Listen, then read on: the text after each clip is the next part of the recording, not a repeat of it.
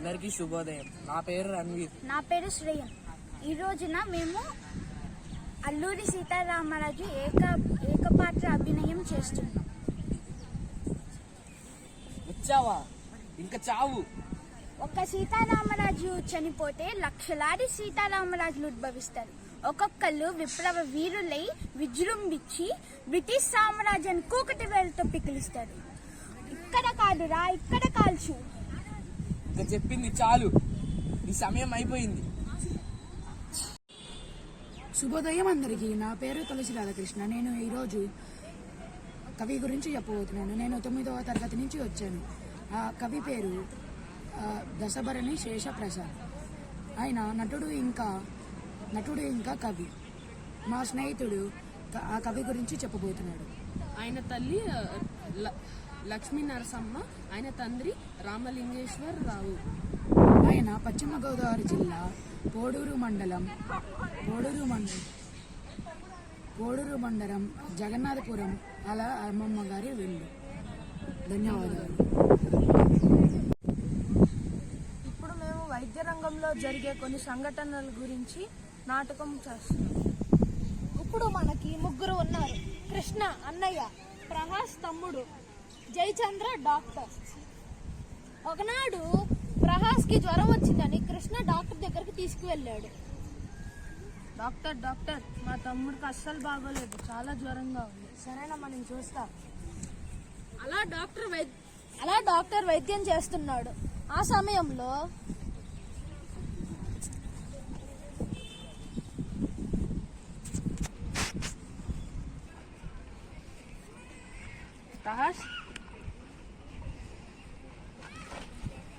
Doctor, ఏమైంది? చనిపోయాడమ్మా. అసలు ఏమైంది? ఎలాగా? తెలీదమ్మా. తెలీదంటే ఎలా డాక్టర్? ఉండండి, మేము ఇప్పుడే ఇన్స్పెక్టర్ కాల్ చేస్తాం. హలో ఇన్స్పెక్టర్, రండి. మీరు అసలు ఇక్కడ ఏం జరుగుతుందో తెలియట్లా. మీరు కొంచెం ఇచ్చిన మెడిసిన్స్ చూపిస్తారా మాకు? మీరు మా క్లయింట్ తమ్ముడికి ఇచ్చిన మందులు చూపిస్తారా? చూపిస్తానమ్మా. ఏంటి ఈ మందులు ఇచ్చారు? చాలా హైట్ పవర్ ఉండే కదా, నార్మల్ జ్వరానికి ఇంత పెద్ద మందులు ఇస్తే ఎలా బతుకుతారండి? ఈ విధంగా వైద్య రంగంలో చాలా అరాచకాలు జరుగుతున్నాయి, కాబట్టి జాగ్రత్తగా ఉండండి. అందరికీ శుభోదయం. మేము 9వ తరగతి నుంచి మీకు ఈరోజు ఒక స్కిట్ వేసి చూపించబోతున్నాం. దీని పేరు ఋషికేష్, నా పేరు స్టాన్లీ, దీని పేరు యష్మిత్. సో ఈరోజు మేము చదువుకోవటం వల్ల ఇంకా గేమ్స్ ఆడుకోవటం వల్ల ఏంటి ప్రయోజనాలు చెప్పబోతున్నాం. నేను రైతుని.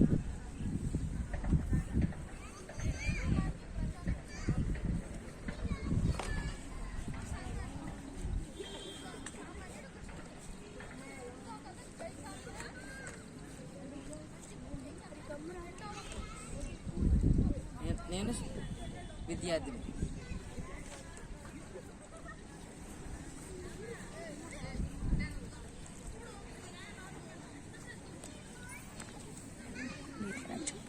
నేనేమో ఫోన్లో ఆడుతూ ఉండేవాళ్ళు. అన్నయ్య, ఈరోజు నేను జాబ్ ట్రయల్స్కి వెళ్ళిపోతాను అన్నయ్య. ఆల్ ద బెస్ట్ తమ్ముడు. సరే, ఆల్ ద బెస్ట్.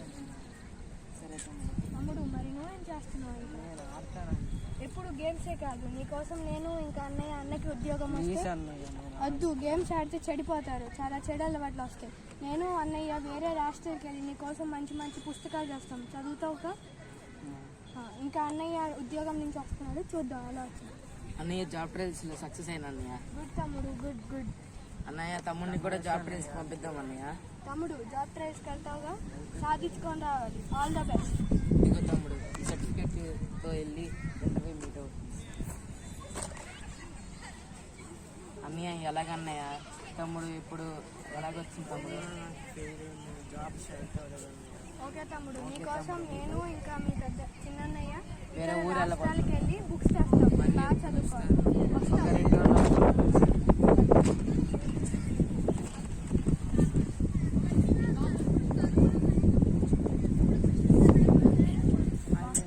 హాయ్, ఎలా ఉన్నావు తమ్ముడు?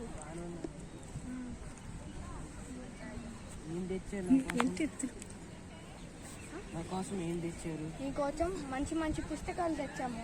నువ్వు నాకు మాట ఇచ్చావు చదువుతావుగా పక్కాగా? తమ్ముడు తమ్ముడు బుక్లు ఇవ్వు. ఇంకో తమ్ముడు నీకోసం కామిక్ బుక్స్ అంటే తెచ్చాం. ఫోన్ ఇంకా ఫోన్ వాడమాకు తమ్ముడు, చెడిపోతావు.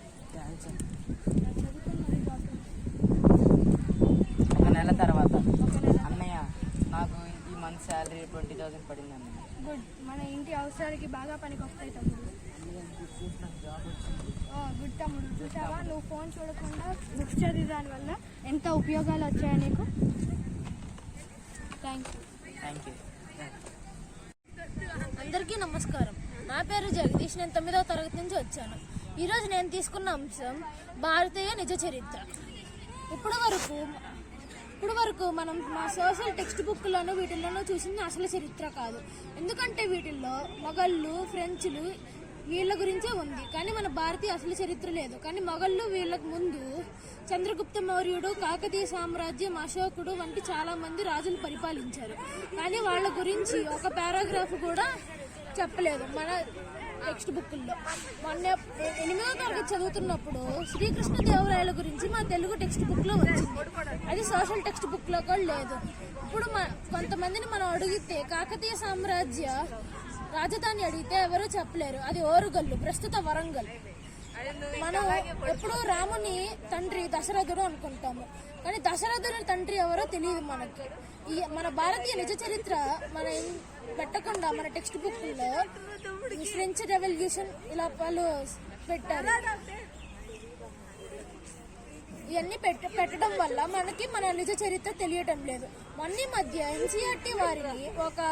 ఎన్సీఆర్టీ అధికారి భారతీయ నిజ చరిత్ర పెట్టమంటే ఆ అధికారిని ఎన్సీఆర్టీ వారు తీసేశారు. ధన్యవాదాలు.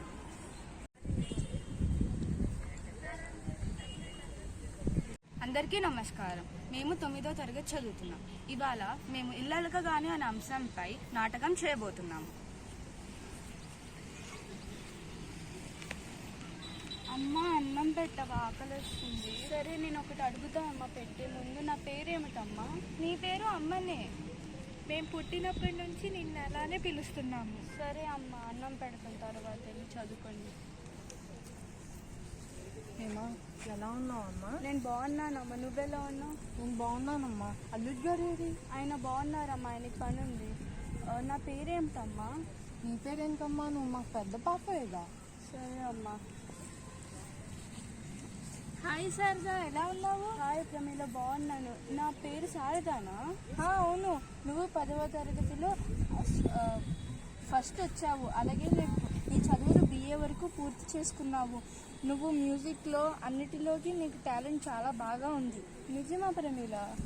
సరే అయితే మళ్ళీ కలుద్దాం, బాయ్.